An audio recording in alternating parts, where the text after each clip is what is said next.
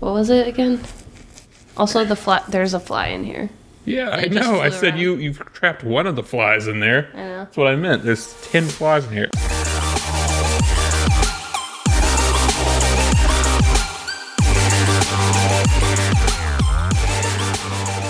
Welcome back to Honestly Comical. I'm Cody. This is Melissa. And we talked a bit about Alaska. We have way more Alaska stories. So this week's Honestly Comical is going to be, again, how little fun we had living in Alaska.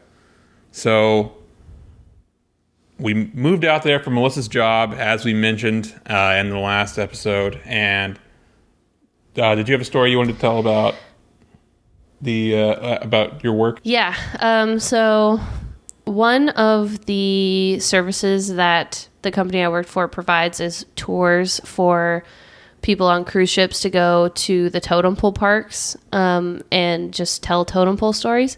Which is exactly what it sounds like. It's a park full of totem poles. They're pretty neat, actually. I mean, if you've never seen the wood carving they do, it's pretty cool to just... I'd Google pictures of it if we would tell you what town it was in. Maybe we could pop a picture on the... Yeah, we could. We'll edit that into post. We'll put the picture in. Yeah. And one kind of difficult thing as a tour guide, like learning how to give these tours, is to learn the totem pole stories, because every trainer you have or every book you read is going to have a different version of the totem pole story.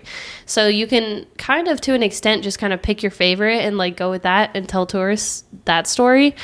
But just one kind of funny thing where we lived was the natives that lived there got kind of annoyed with the tour guides, because as we mentioned in the last episode, most of the tour guides giving these tours don't actually live in Alaska. They're from other places. Like, I'm from California and I went up and I did this. So we just have to learn these stories and then just tell them for the summer, and then we go home.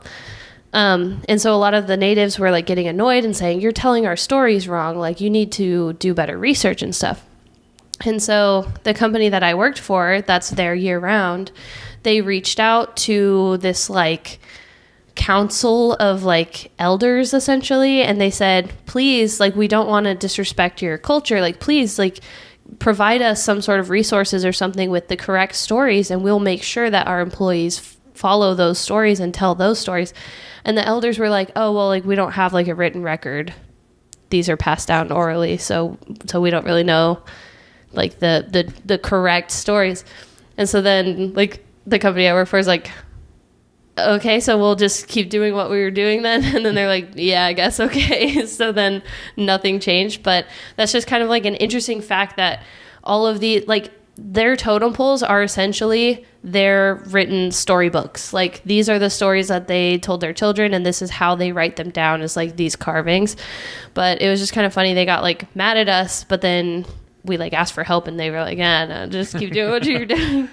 They're like, you guys are doing it all wrong. And you're like, well, can you show me? Yeah. And they're like, I don't know how to do I think you're doing a pretty good job, actually. I think what you were doing was pretty all right.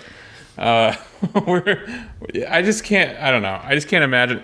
But it's open to so much interpretation, because like there are some like different symbols, like if they put red on someone's face on a totem pole, that's like a symbol of shame. And if they put like, I mean, there's just a few key markers that are used in all of their storytelling, but the rest of it really is just open to interpretation. But I just found it really funny that they tried to stop you from, like, they're like, you guys are doing a terrible job at telling our stories, and we don't know what those are. Yeah. So, I don't know.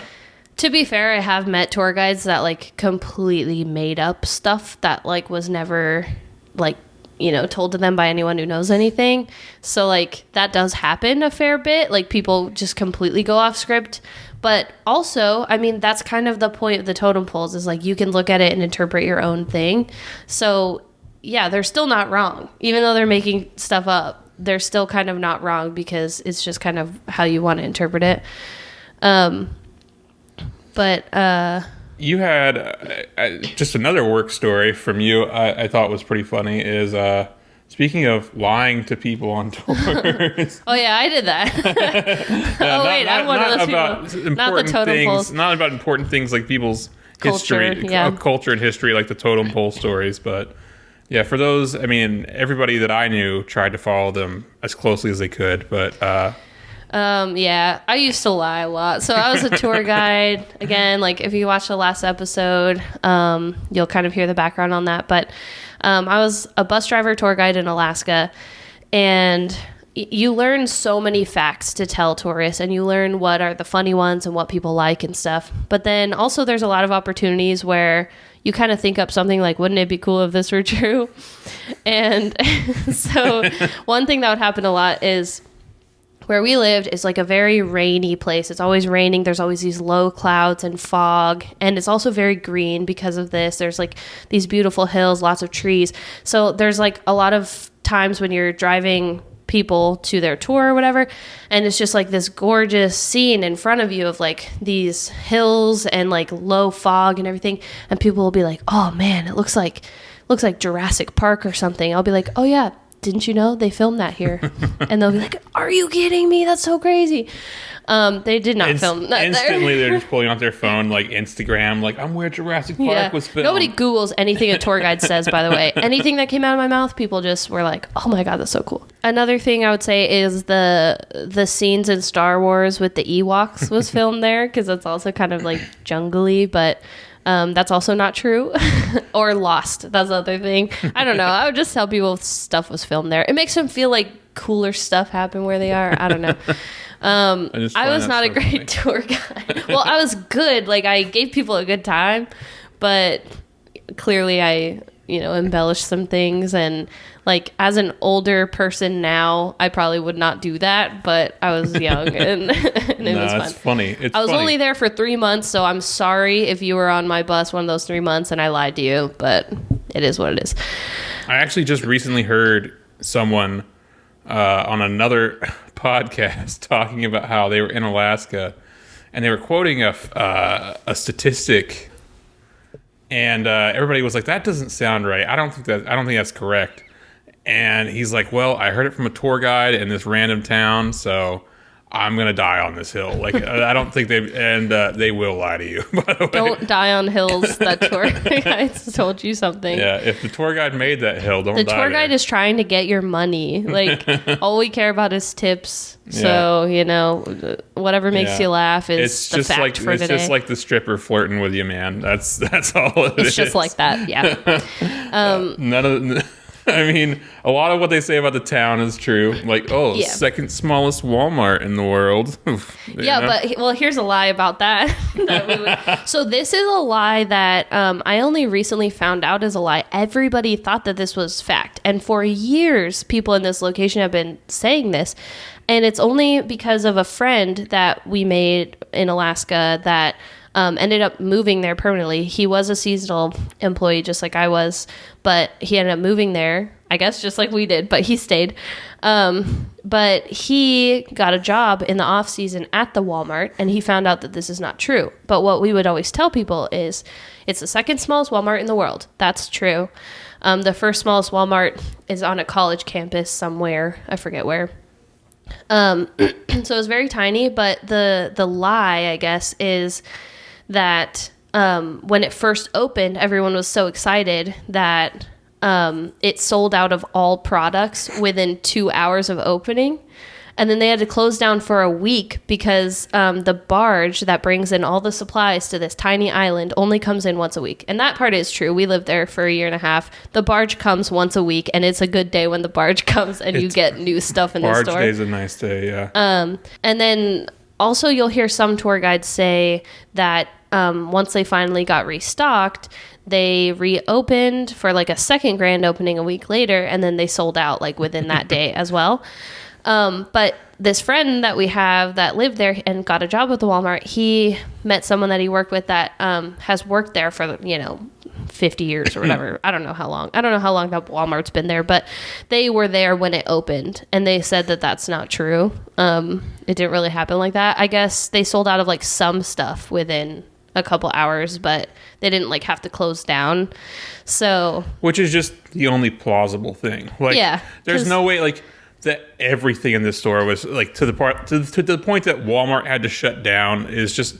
You hear that, and like, I don't even know who would believe that. Like, everyone. If it comes out of a tour guide's mouth, everyone believes it. I guess that's But that's true. what's funny about like tour guides is it's kind of like a big game of telephone. Like all my best facts I learned from going on like ride-alongs with other trainers and just hearing them say it. Like all my material came from other people. None of it came from like the books they gave me to read because those were very boring and they just had facts, you know, that nobody cares about. Like I memorized some facts like average rainfall and average temperature and stuff because people ask that all the time.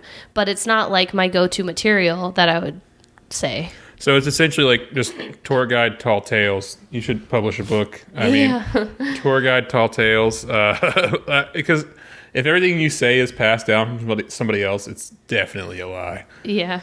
Or at least embellish, like the Walmart thing. Like it probably started with the truth and then like over years it just got like, you know, kind of spiraled. But on the topic of lies, I would tell tourists, I have a couple that they're not really lies, they're just kind of jokes. But I was 21 when I was a tour guide, and I was driving these large 40-foot motor coaches that I need a special license for.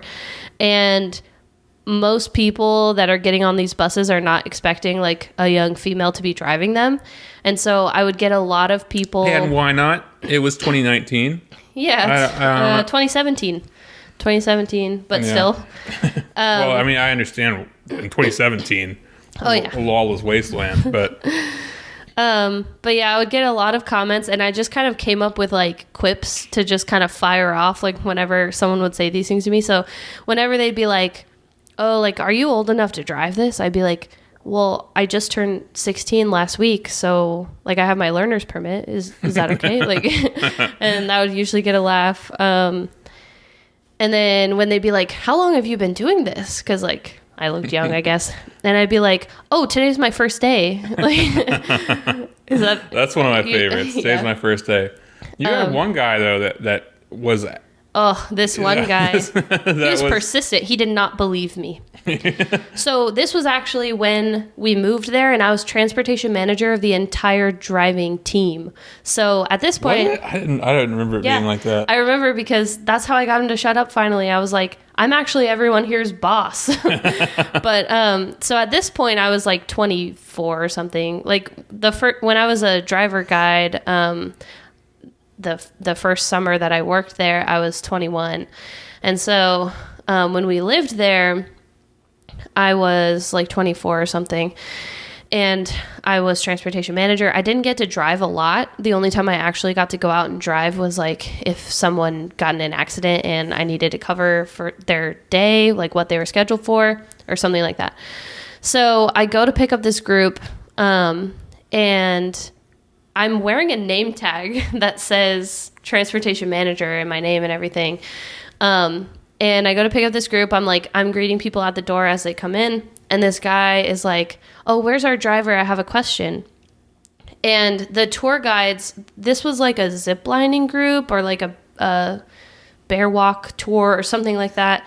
And the tour guide that they were with was there, like, saying goodbye to everyone. And I was there to... Basically, no one's unaccompanied. When you go on a tour, it's like we bring them to the tour and we hand them off to someone else. And then they hand them off to the next driver, that kind of thing. So she's saying goodbye, I'm saying hello, and then they're all getting on the bus. Yeah, it's just a bunch of, like, geriatrics being, like, led from one... Like point of entertainment to another, as they paid thousands of dollars to be here. And you just...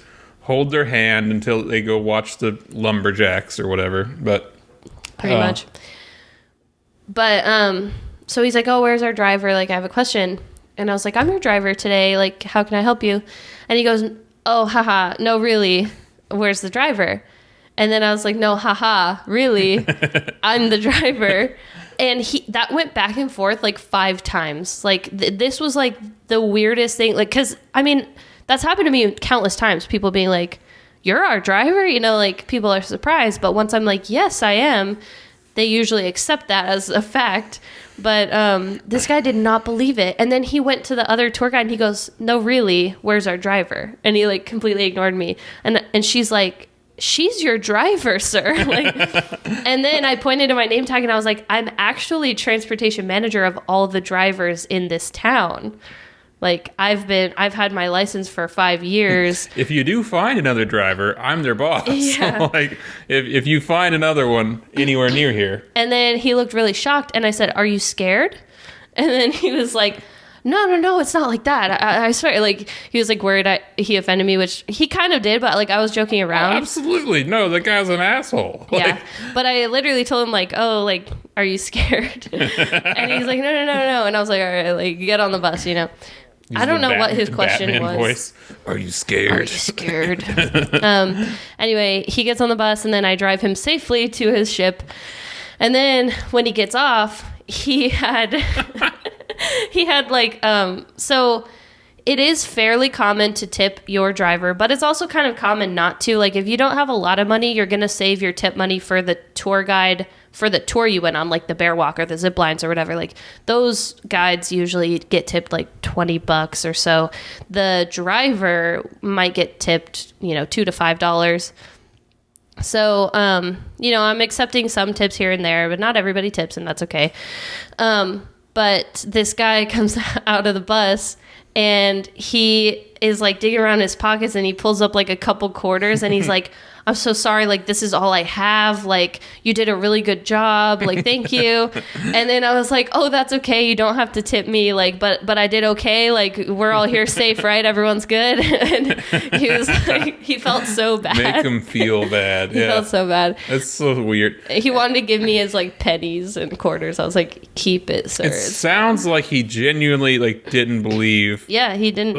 Like he wasn't fucking with you or anything. He just didn't believe that you were the person driving the bus, which makes it even more funny and makes it even funnier that you kept fucking with him afterwards. But that's the best part of like being a tour guide is you just kind of have free reign to like fuck with anybody. Like, you can just joke with anyone. My favorite thing was there were a couple tours that were super common for like older people. So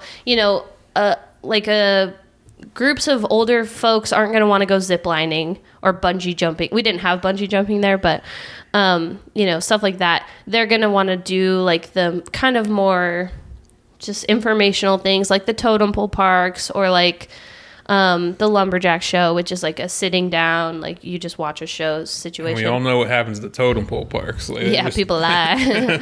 No, but so whenever I got a group for a tour like that's like mostly older folks, I would walk up and I'd be like, are you guys ready to go bungee jumping? Or like, are you guys ready to go skydiving? And the reactions were so funny. Like, half the bus is laughing because they know I'm joking, and half the bus is like, what? Am I on the wrong bus? Because that's one thing about tourists. They're always concerned they're in the wrong spot. Because I mean, it gets confusing, of course, when you're in a new place. But yeah, it really is fun. Like being someone who lived there, just watching people meander and look like they just looked so confused at every point that they were at.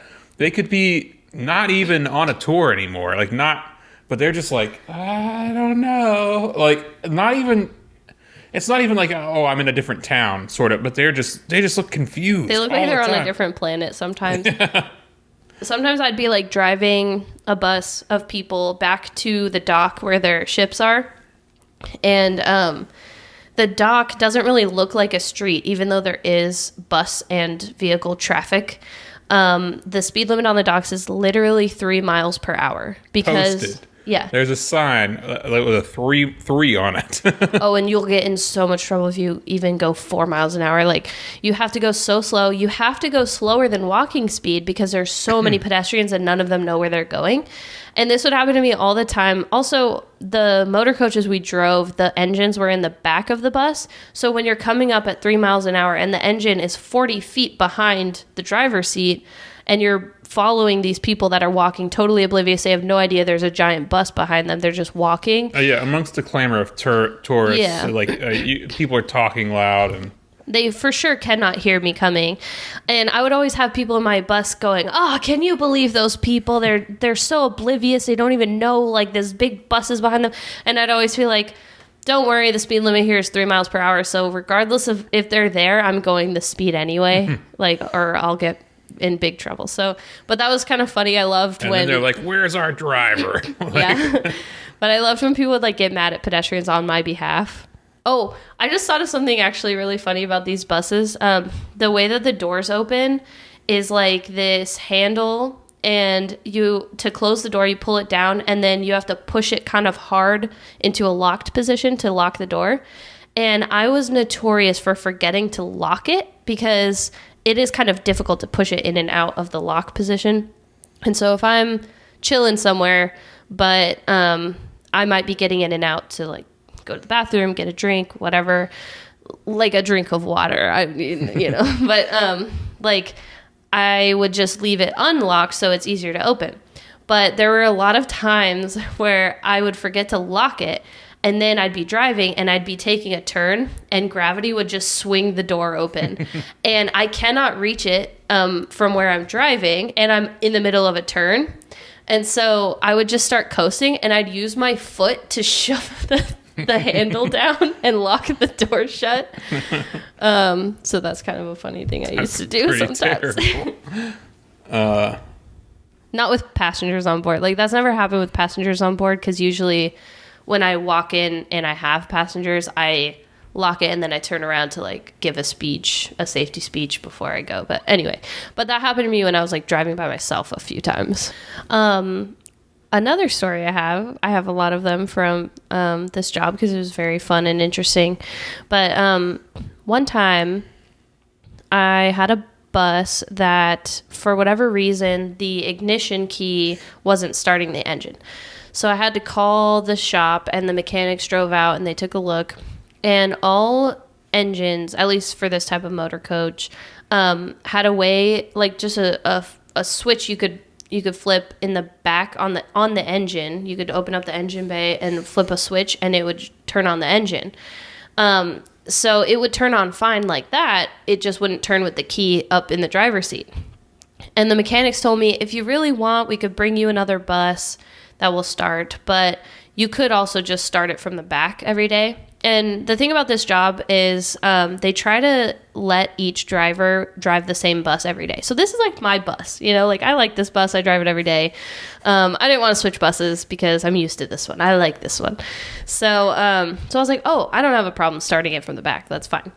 But it was kind of funny. Every time I had guests that day, I would give them my little safety speech, and then I'd be like, and by the way, the ignition switch is broken, so I have to go back to the engine bay and start the engine back there, so don't be alarmed when it starts and I'm not inside. And I would go out and I would just flip a switch really quick, and then I'd come back in. And I had this one guy that day where when I came back, he was like, you could start that all by yourself? And I was like, yeah, it's not a big deal. Like, you just have to make sure your hands are clear of like all the belts that are moving and stuff. But I mean, it's not a big deal. And he was like, really? So, and you got it on the first try? And I was like, well, yeah, it's just a switch that I turn on. And then he was like, oh, I thought it was like a lawnmower, like pull.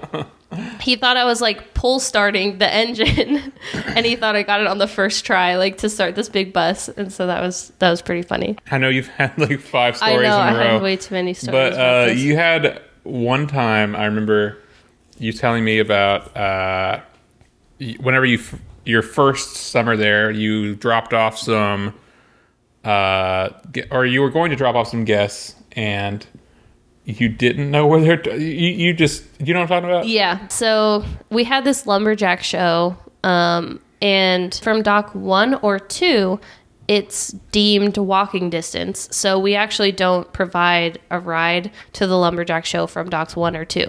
3 and 4 are further away, so we provide a little shuttle. But the lumberjack show is situated in an area that's hard to get to by car or by bus. I mean, a car could fit, but like a lot of this town is not built for buses. So the closest we can get is this other building. And so we do this shuttle, and we take them just from their dock to this building, and then we like direct them where to go. But I started the season late, and I didn't get quite as much training as everybody else. And this was my first shuttle, and I knew where to drop them off. And I thought that the building that we dropped them off was the show. I didn't know where the show was. So my first group of people, I take them and I like let them out. And then they're all asking me, where do we go? Where do we go? And I'm like, it's right here. Like, I dropped you right here. And I'm like, I don't know. Let me see if I can find someone. Because as I said, you usually hand someone off to another guide. You don't just let them loose. And so I'm looking around and there's nobody there. And I got really confused. And then I basically made these people late to their show by like 20 minutes because I couldn't find the place. And then finally I like called on the radio, and it's embarrassing because the radio goes to all the buses, so everyone heard. But I was like, finally, I was like, where is, like, I'm at the place that I'm supposed to be at, and there's nobody here.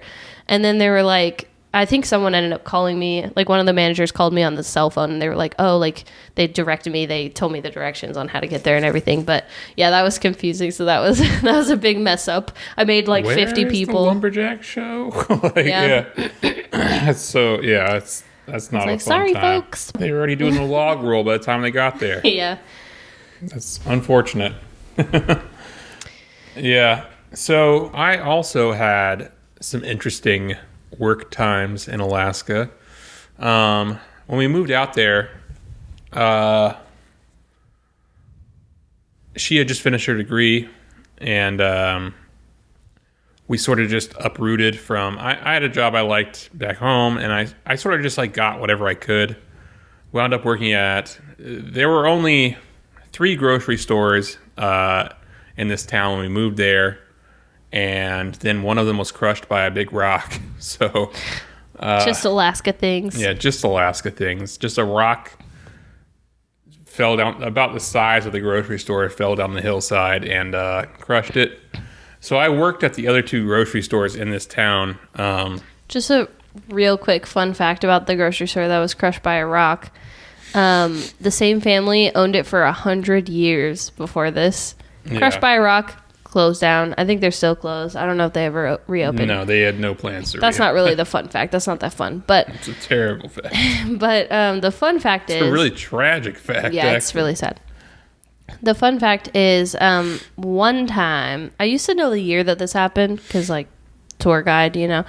I don't remember the year anymore. But one time a bear cub, a black bear, got into the store, and, you know, tiny little cub, and was just like running across all the produce and like eating things. And everyone was kind of like freaking out. They didn't know what to do. And finally, like, some guy just like picked it up by the scruff of the neck and like tossed it outside. But there's got scruffed. Yeah, as of 2019 there was a video on YouTube of this bear in there. Like, someone took a video. I haven't checked recently if it's still up, but I assume I don't think I ever even watched it. I heard you tell a story, and I'm like, I know what that looks like. So the tour guide joke that goes with this fact is, like, you talk about how the bear ate thousands of dollars worth of produce, and then you say, which is about like 1 apple and 2 bananas, because the cost of living is high. I mean, in reality, it's not really that much higher than somewhere like California, but people get a kick out of that joke. So yeah, I worked at 2 of the 3 grocery stores in this town that weren't crushed by a rock, and the third one that was crushed by a rock offered me a job at one point. So I was popular with the grocery stores, at least. And because of that, I knew pretty much everyone in town. It's a town with less than 8,000 people in it. So I knew everybody there. And I had a lot of... I worked... At one point, I was working the midnight shift at Safeway in town. And you see a lot of interesting stuff there. One day I had a regular that I talked to a lot. He came in one day, and I remember exactly what he was buying, because it was just I don't know why, but I guess because of the rest of the story is why I remember it. But he he was buying like a banana and I think a water, and he set it down on the Classic belt. combo. Yeah, and it like slid over, and he pulled out his wallet, and he like slapped down like a wet 50 on the table, and That's not a phrase. It was actually wet. no, it was sopping wet, and I'm like, what are we doing here? Like, why is this wet? And he's like, oh, sorry, my ship ran aground a minute ago. So his ship, when he says his ship ran aground, he means he was on a ship that just sunk, essentially. They hit a rock, the rest of it sunk, and he had to swim to shore. And he essentially just swam straight to Safeway to get a banana. So I'm like, you didn't go home? You didn't, like his clothes are still wet. His hair is still wet. This dude just... He's like, I need a banana. Oh. My ship sunk. I should probably get some potassium in me now. All that swimming had him cramping up. And so, yeah. He lays down a wet 50 and tells me his ship ran aground, and this part's not funny. I feel like I don't even know how to end this story. I don't. Oh, yeah. Tell that part. Which part? That he lost his hearing? Yeah. There was an explosion. No, it wasn't an explosion. Oh, just like so water? What happened? No, just the cold water, the cold Alaskan water. After he wrecked, just the cold Alaskan water. Wow, that's actually crazy. He lost hearing in his right ear because of this. So that's just a typical day in Alaska. That's just another one of those things that it's just hard to even explain to somebody that someone could be out there, trolling for fish one moment, and then the next moment they're in Safeway buying a banana with wet $50 bills, and then they can never hear again. So it's just, that's the Alaskan experience as we knew it. It's the deadliest catch. Yeah. Really. I mean, no, yeah, a lot of the boats from the deadliest catch would are there and would come through town often, and the guys would just come into the store. I've met a few people that were on that show, actually. Oh, really? That's cool. Anyone people would know if they watch the show? No one that I know. So well, you don't watch the show, right? I don't watch the show, yeah. But I've had people come in and they're like, the deadliest catch?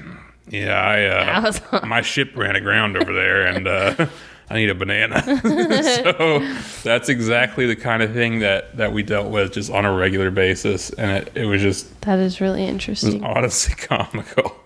The situations that people put themselves in just to make money and live in Alaska. And then what were you just saying? I don't remember. I don't know, but I also wanted to say one of the deadliest catch boats was turned into just a tour boat.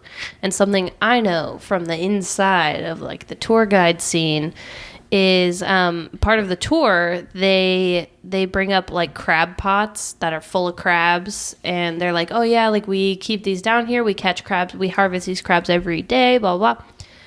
Those crabs are planted there because you don't want to put an actual trap down and pull it up in front of a bunch of people, and maybe that day wasn't good for crabs, and it's empty. So they have these planted things where those crabs are stuck there for their entire lives. They just get pulled up every single day and put back in. That's actually horrible. Yeah. It's like bonsai kittens. That's pretty terrible. I don't like that. One thing that might not really be that funny, but it's something that we quote all the time to this day. We were on that tour boat when I learned about this crab thing. They were actually doing a tour for the company I work for, so it's all tour guides. So they were telling us their trade secrets, kind of. That's how we all learned that fact. But we were on this boat doing the tour, and they bring up all the crabs, and they put all the crabs into this basket essentially. And one of the mechanics' son was there, and he was maybe 7. I don't know. I can't judge ages, but he was young, and he was super excited about it. There's all these crabs crawling around, and the crabs are crawling on each other trying to get out of the basket. And whenever a crab would like look like it was actually going to get out, he would start yelling, "Crab alert, crab alert," like trying to get the attention of the tour guides. And the tour guides have microphones on. They're giving like a speech, an actual tour. They're busy doing things, and he's just yelling, "Crab alert." And it was like really cute and really funny. And so to this day, we say crab alert sometimes when it seems relevant. Yeah, just about anything. But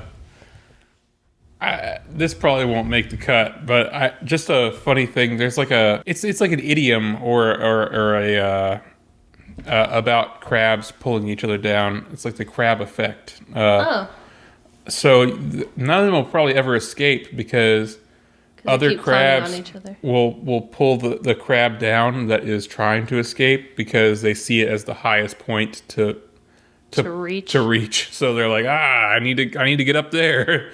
And so they essentially just kill each other because that makes a lot of sense. Because like when that kid was screaming crab alert, I was also concerned about the crabs because one would look like it's going to get out and he'd be shouting about it, but then it wouldn't. None of them ever none of them ever got out. At the other grocery store I worked at though, besides Safeway,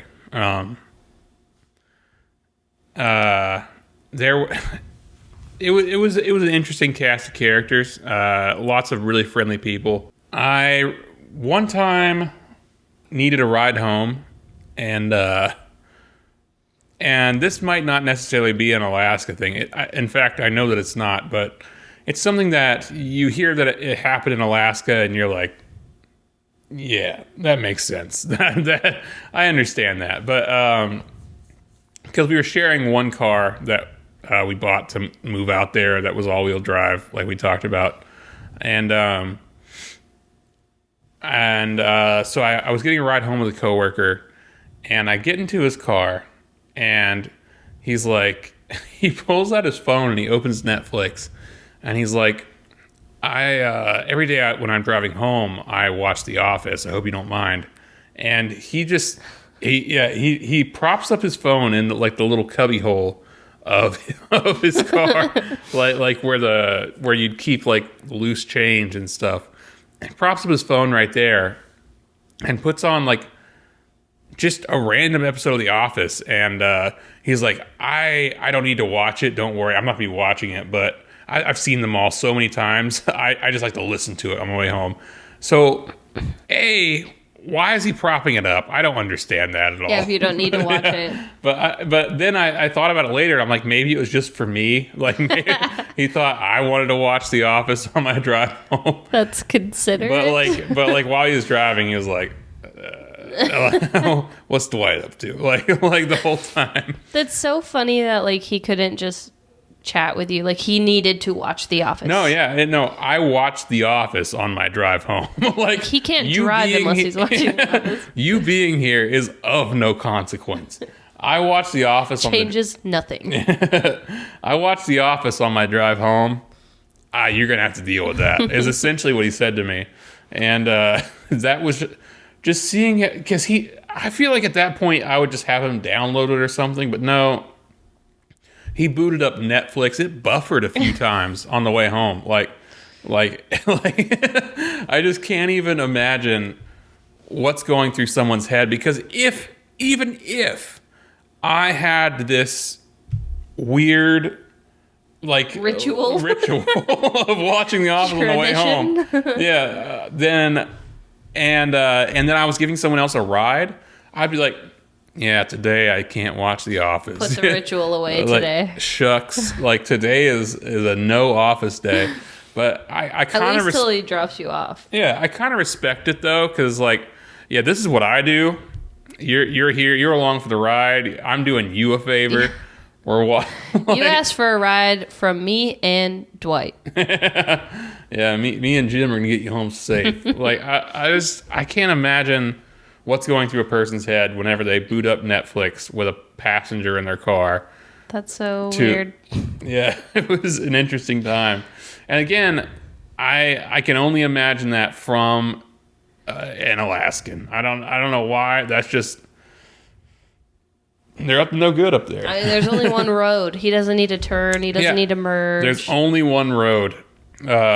Who Who can blame him, really? So yeah, again, we're sharing a car, so sometimes I would have to there's a really good transit system out there actually. So sometimes I'd have to catch the bus. Only one road. Super simple only one bus road. routes. Yeah.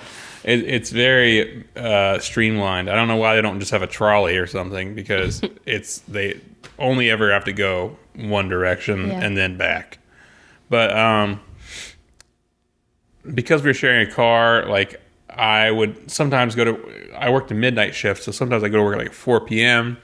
and she would be just getting off work, or however it worked out. And sometimes I would wind up taking the bus. I remember one morning this is just something that happened while we were living in Alaska. It's not about It's not necessarily Alaska in particular, but this is just an unfortunate situation that we encountered. Oh, it was unfortunate. In the times that we were living in Alaska. So I was getting ready for work, and I was already running late. And I had, of all things, I like to drink a lot of milk. I don't know. I don't know about you.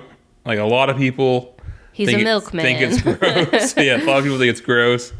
Found out recently that it's a lot of people in Ireland drink a lot of milk, and all my family's from there. So maybe it's a heritage thing. I don't know. Can't explain it to you. Drink about a gallon a day. Not really. But it's but you reliably have a glass a day, which is more than most. Sometimes it's close. But I was having my morning milk,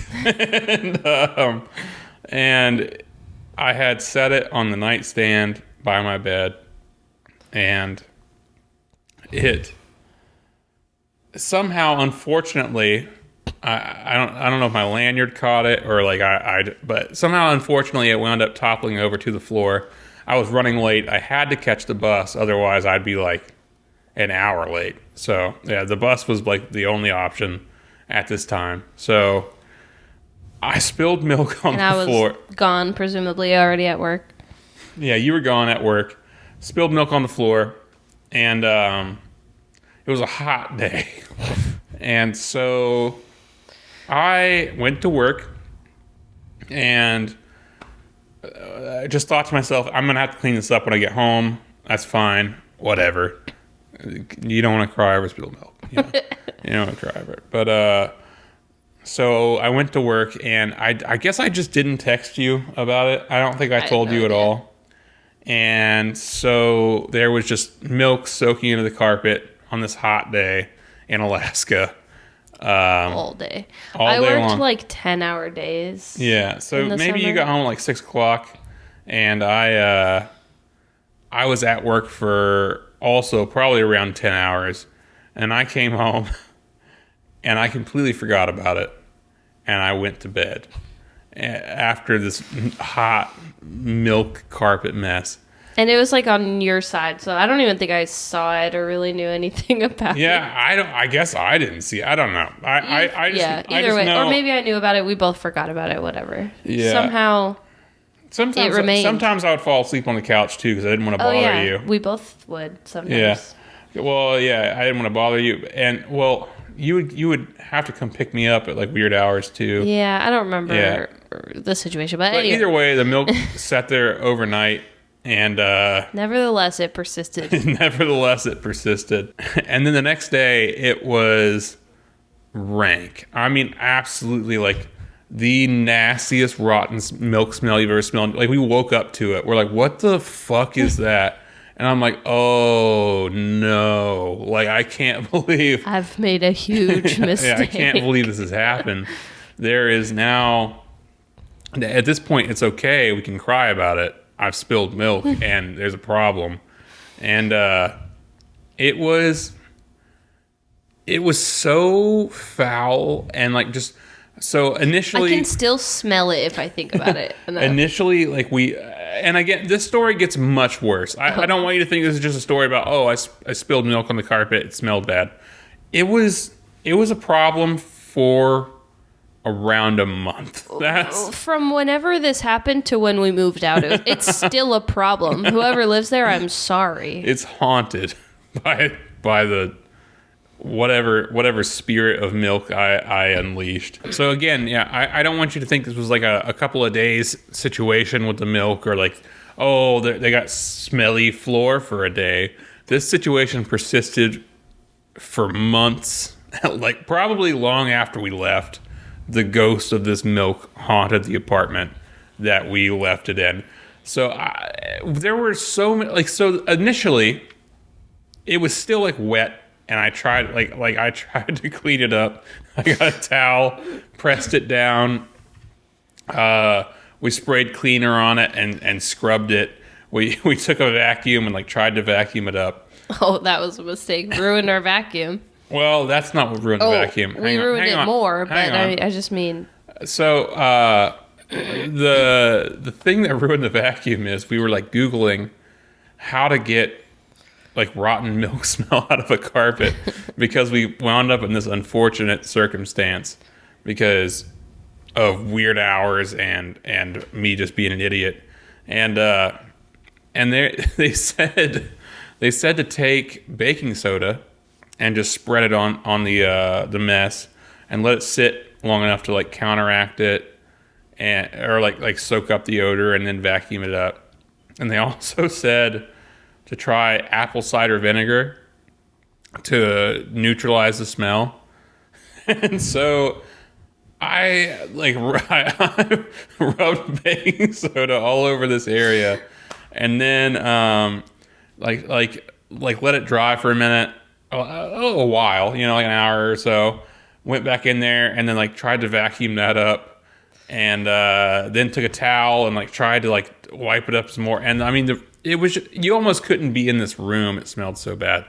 And then I went in there with vinegar and like poured it over the area, and the baking soda was still there. I don't know if you've ever built a volcano as a child for a science experiment, but those are the ingredients. You don't even need the milk, actually.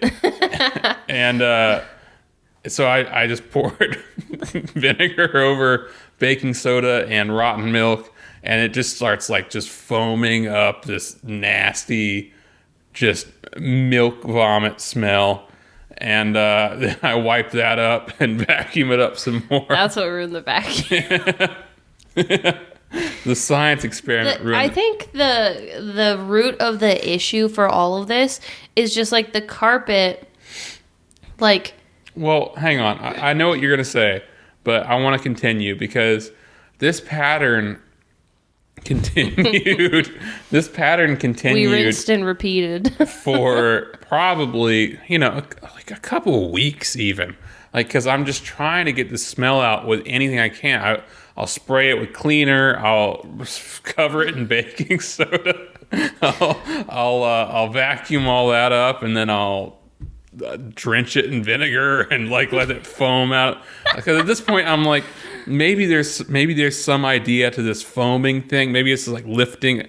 Nothing lifted. There was no removing this stench from the carpet. And I think what you were going to say was that... I was going to say, I think that the main issue... I think, number one, both of us were a bit impatient with... Because it smelled so bad. I think if we had, like, waited with the baking soda for, like, a day or so before putting vinegar on it, maybe that would have helped. But, like, we put the baking soda, it still just smelled so awful. We're like, just throw vinegar on it. But the carpet shape, I think it was like a little bit shag. And so it's like, even when you try to clean it up, there's still like baking soda within, that you can't get out. And that's why we were vacuuming. But even then, we couldn't get it all out. And so then, like, when we added the vinegar, it just made like a paste. It truly was a paste, yeah. And it was a mess. Everything that didn't like foam up and like try to explode. Once the foam went down, it was just like a nasty paste. Yeah, it was so disgusting for so long, and we just didn't know what to do about it. And I thought what you were going to mention was that the area never truly dried. because I think that's I think that was the main issue. Perpetually wet. Was just that it never actually dried. It was either wet with nasty baking soda and vinegar slurry and rotten milk, or it was drying from the day before, and I'd come back in and re-wet it and try to dry it with towels and try to. I feel like at every turn we did the worst possible thing. Yeah, we were trying our best, Googling and trying to do, but looking back, I'm I think everything we did just made it worse. We could have just left just the milk. Yeah, it would have been better. And it would have been 100% better to leave milk in the carpet and let it work its course. Yeah. Than whatever mistakes we made in cleaning up this mess. I think we were frantic because we left it already and we thought, oh God, I don't know. I think we were panicking. We just did everything wrong. I think the only thing we didn't throw on there was more milk. We didn't try that. Yeah. Fresh milk might have alleviated the situation. Everything else we tried. But yeah, it was an absolute mess. And yeah. So thank you for listening to this part two to the Alaska saga. There's more coming. I hope you enjoyed this one. We do have a plethora of stories. We have way more stories, so I feel like we really could make endless amount of Alaska episodes. So unfortunately, there will either way. If you're enjoying it, if you're not, there's going to be more Alaska talked about because we just. For the nearly 2 years we lived there, we had just had nothing but unfortunate events like this one. So there's more Alaska coming. It was an honestly comical year and a half. Yeah. So if you guys have any questions you want to ask us, yes, or recommendations. Or recommendations for the podcast. Shoot us a message on Twitter. Leave a comment on the YouTube video. Please like and subscribe if you like the video. Also Instagram messages. We'll have all the socials linked down below. Stuff. So all that good stuff.